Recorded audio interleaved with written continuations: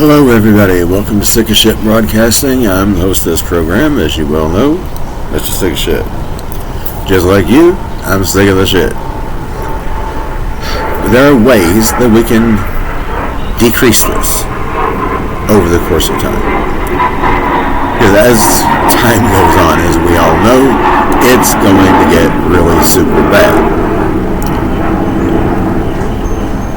Before it gets to the point that, well, I really can't even say that, because hyperinflation is going to cause a lot of bad stuff, I mean, to say the least. I don't know where you live, what the gas prices and food prices are looking like where you are. But let's just say, hypothetically, this is what hyperinflation would be.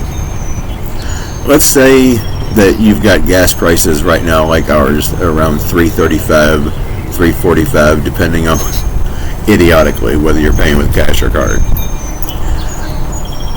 Now imagine that, let's say maybe 4 or 6 months from now, that goes very quickly, possibly within 12 hours or less, from $3.35, $3.45 to $335 or $345 a gallon.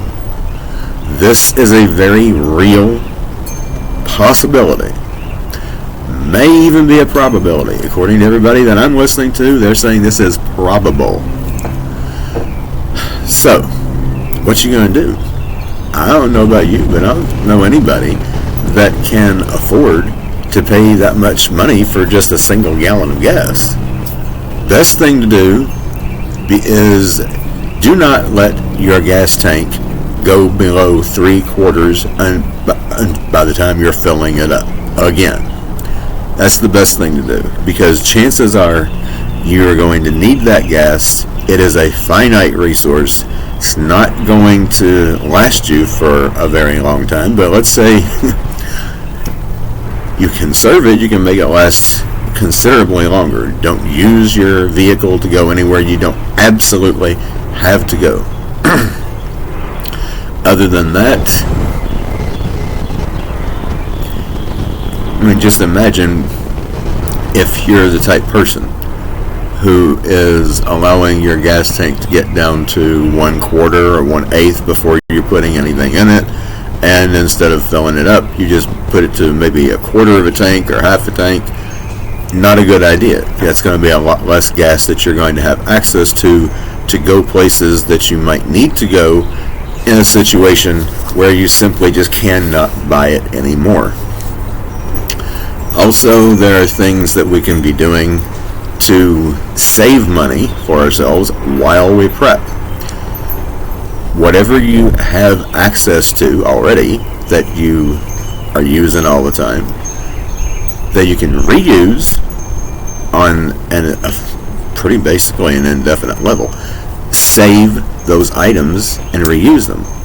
Jars, plastic containers, what have you. Buttons, sewing supplies. I mean, anything that you use every day that you have access to, that you're buying on a regular basis, if it can be saved and reused, save it and reuse it.